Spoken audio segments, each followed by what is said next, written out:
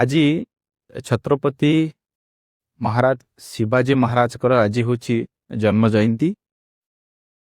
19 ଫେବୃଆରୀ 1630 ମସିହାରେ ଛତ୍ରପତି ଶିବାଜୀ ମହାରାଜଙ୍କର ଜନ୍ମ ହୋଇଥିଲା ଏବଂ ଆଜିର ଦିନଟା ଗୋଟେ ଭାରତ ଇତିହାସରେ ବିଶେଷ କରି ହିନ୍ଦୁ ସମାଜ ପାଇଁ ବହୁତ ବଡ଼ ମହତ୍ଵ ରଖେ।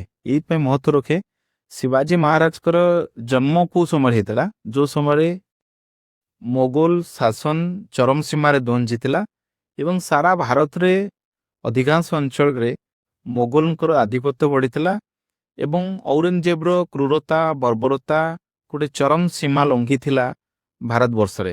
ଏବଂ ଭାରତର ଯେଉଁ ଅନ୍ୟ ହିନ୍ଦୁ ରାଜାମାନେ ଥିଲେ, ଏକ ତ ସେମାନେ ନିଜ ନିଜ ଭିତରେ ବିଭାଜିତ ହେଇଥିଲେ, ଦ୍ୱିତୀୟତଃ ଏମିତି କେଉଁ ବଡ଼ ସାମ୍ରାଜ୍ୟ ନଥିଲା, ବଡ଼ ରାଜ୍ୟ ନଥିଲା ଯିଏ ମୋଗଲ ସହିତ ଲଢ଼ିବା ପାଇଁ ସାହସ କରୁଥିଲା। ତା ପୂର୍ବରୁ ଯଦି ଆପଣ ଇତିହାସକୁ ଯିବେ, ହେମୁ ଲଢ଼ିଥିଲେ, ଅନ୍ୟ ସମୟରେ ଓଡ଼ିଶାରେ ମଧ୍ୟ ଲାଙ୍ଗୁଳା ନରସିଂହ ଦେବ ମଧ୍ୟ ବିଭିନ୍ନ ସମୟରେ ଏଇ ଯେଉଁ ମୁସଲମାନ ଶାସକମାନଙ୍କ ସହିତ ଲଢ଼ିଛନ୍ତି। ବିଶେଷ କରି ଅନ୍ୟ ଜାଗାରେ ଯଦି ଆପଣ ପୁରା ସାମୁଦ୍ରିକ ଭାବରେ ଦେଖିବେ, ଖିଲଜି ହଉ, ତୋଗଲକ ହଉ, ଲୋଧି ହୁଅନ୍ତୁ, ଏମାନଙ୍କ ସହିତ ବହୁତ ଲଢ଼େଇ ହେଇଛି।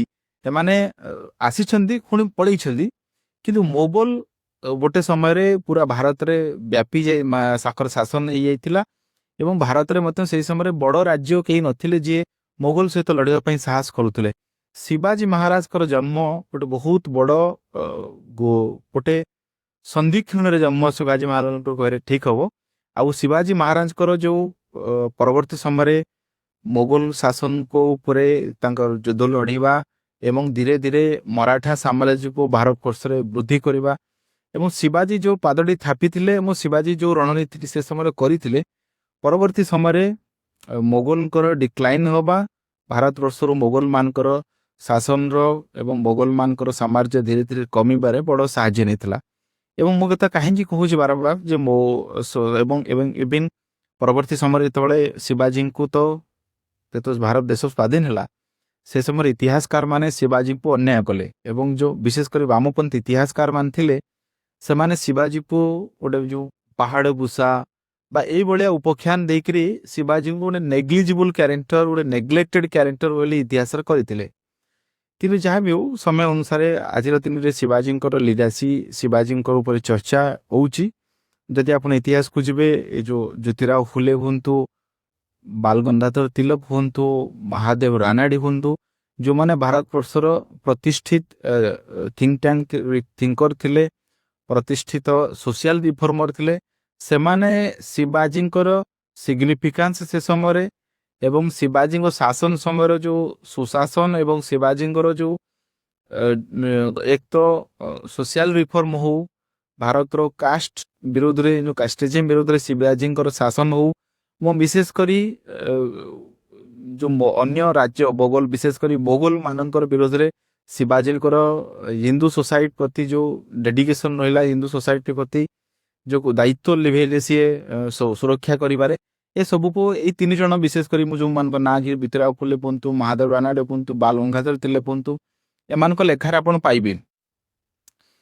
କିନ୍ତୁ ମୁଁ ଆପଣଙ୍କୁ ଦୁଇଟି ବିନ୍ଦୁରେ ମୁଁ ଆପଣଙ୍କୁ ଶିବାଜୀଙ୍କର ଗୁରୁତ୍ୱଟା ବୁଝାଇବା ପାଇଁ ଚାହେଁ। ଏକ ତ ପ୍ରଥମେ ଓଡ଼ିଶା କଥା କହୁଛି।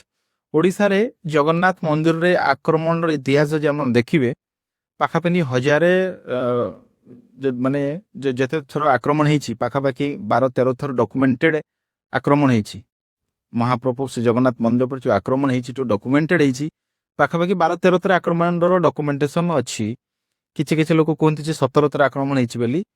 ତ ଏଇ ଯେଉଁ 12-13 ଥରର ଆକ୍ରମଣ ଦେଖିବେ, ଶିବାଜୀଙ୍କର ମରାଠା ସାମ୍ରାଜ୍ୟର ଅଭ୍ୟୁଦୟ, ଏ ଯେଉଁ ମରାଠା ଏମ୍ପାୟାର ତିଆରି କଲେ, ମରାଠା ମାନଙ୍କର ଶାସନ ଆରମ୍ଭ କଲେ, ତା ପୂର୍ବରୁ ଯଦି ଦେଖିବେ 12 ଥରରୁ 11 ଥର ଯାକ ହେଇଛି ମରାଠା ସାମ୍ରାଜ୍ୟର ଆବିର୍ଭାବ ପୂର୍ବରୁ। ଥରେ ଆକ୍ରମଣ ହେଇଛି ଶିବାଜୀଙ୍କ ମୃତ୍ୟୁ ପରେ।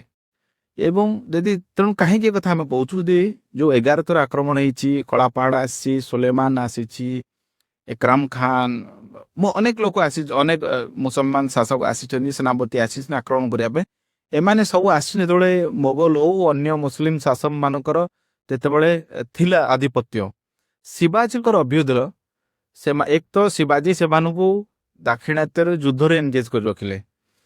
ଶିବାଜୀଙ୍କର ଯୋଉ ସାମ୍ରାଜ୍ୟ ବଢିବା କାରଣରୁ ସେମାନେ ଆଉ ଅନ୍ୟ ରାଜ୍ୟକୁ ଆସିପାରିଲେ ନାହିଁ ଏବଂ ଏଇ ମନ୍ଦିର ଭଙ୍ଗା ବିଶେଷ କରି ଏମାନଙ୍କର କମିଗଲା ଏବଂ ଯାହା ଫଳରେ ଶ୍ରୀମନ୍ଦିର ଭଳି ପୁରୀ ଜଗନ୍ନାଥ ମନ୍ଦିର ଉପରେ ଯେବେଠୁରୁ ମରାଠା ସାମ୍ରାଜ୍ୟ ବାହାରିଛି, ମରାଠା ସାମ୍ରାଜ୍ୟର ଜନ୍ମ ହେଇଛି, ଅଭ୍ୟୁଦୟ ହେଇଛି, ସେବେଠୁ ପୁରୀ ଶ୍ରୀମନ୍ଦିର ଉପରେ ଏଇ ମୁସଲମାନ ଶାସକ ମାନଙ୍କର ଆକ୍ରମଣର ଇତିହାସ ନାହିଁ। କେବଳ ଥରେ ସେ ପୁଣି ଶିବାଜୀଙ୍କ ପରେ ସେ ପୁଣି ଆକ୍ରମଣ ଦୁର୍ବଳ ଥିଲା, ତାକୁ ସେଇଠି ମଧ୍ୟ ସେ ଆକ୍ରମଣକୁ ପ୍ରତିହତ କରାଯାଇ ପାରିଲା।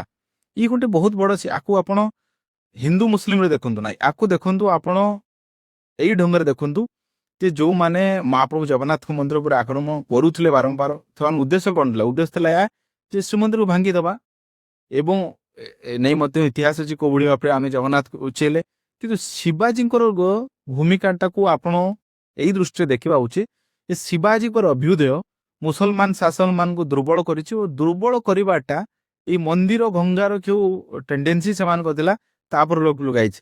କେବଳ ଶ୍ରୀମନ୍ଦିର ନୁହଁ, ଆପଣ ଯଦି ଭାରତର ଅନ୍ୟ ବୃହତ୍ତମ ମନ୍ଦିର କଥା ଦେଖିବ, ଯେମିତି କାଶୀ ବିଶ୍ୱନାଥ ହଉ, ଅଯୋଧ୍ୟାରେ ବାବରୀ ମସଜିଦ ଯୋଉଠି ଜାଗାରେ ଥିଲା ସେଠି ଅଯୋଧ୍ୟାର ରାମ ଜନ୍ମ ମନ୍ଦିର ହଉ, ଆପଣଙ୍କର ସୋମନାଥ ମନ୍ଦିର ହଉ, ବିଜୟନଗର ମନ୍ଦିର ହଉ, ଏମିତି ଅନେକ ମନ୍ଦିର ଅଛି। ଏ ସବୁ ମନ୍ଦିରର ଆକ୍ରମଣ ଯଦି ଆପଣ ତାରିଖ ଦେଖିବେ, ଏ ସବୁ ଶିବାଜୀଙ୍କ ପୂର୍ବରୁ ରହିଛି। ଶିବାଜୀ ଯେବେ ଯାଏ ଏଇଭଳି ହିନ୍ଦୁ ସାମ୍ରାଜ୍ୟ ତିଆରି କରିନଥିଲେ, ତା ପୂର୍ବରୁ ଏଇ ମୁସଲିମ ଶାସକ ମାନେ ଏଇ ସବୁ ମନ୍ଦିରକୁ ଭାଙ୍ଗିଛନ୍ତି। ଶିବାଜୀଙ୍କର ଅଭ୍ୟୁଦୟ ଗୋଟେ କୋଉଠି ନା କୋଉଠି ଆମକୁ ଏହା ପ୍ରମାଣିତ କରୁଛି ଇତିହାସରେ ଯେ ଶିବାଜୀଙ୍କର ଅଭ୍ୟୁଦୟ ସେମାନଙ୍କର ସେଇ ଯୋଉ ମନ୍ଦିର ଭଙ୍ଗାର ଯୋଉ ଟେଣ୍ଡେନ୍ସି ସେମାନଙ୍କର ଥିଲା ତାପରେ ରୋକ ଲଗାଇଛି।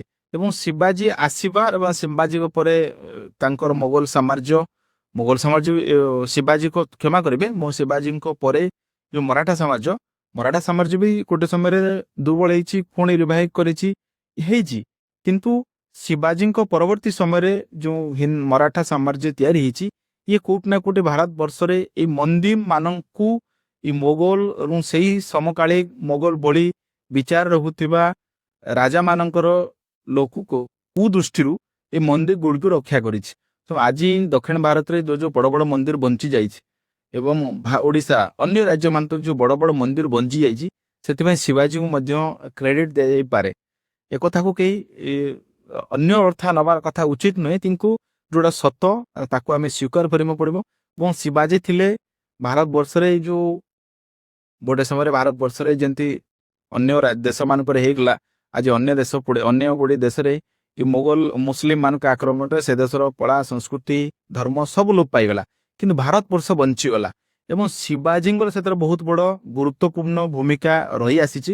ଏବେ ତ ଆମକୁ ସମସ୍ତଙ୍କୁ ସ୍ୱୀକାର କରିବାକୁ ପଡିବ। ବହୁତ ବହୁତ ଧନ୍ୟବାଦ, ନମସ୍କାର।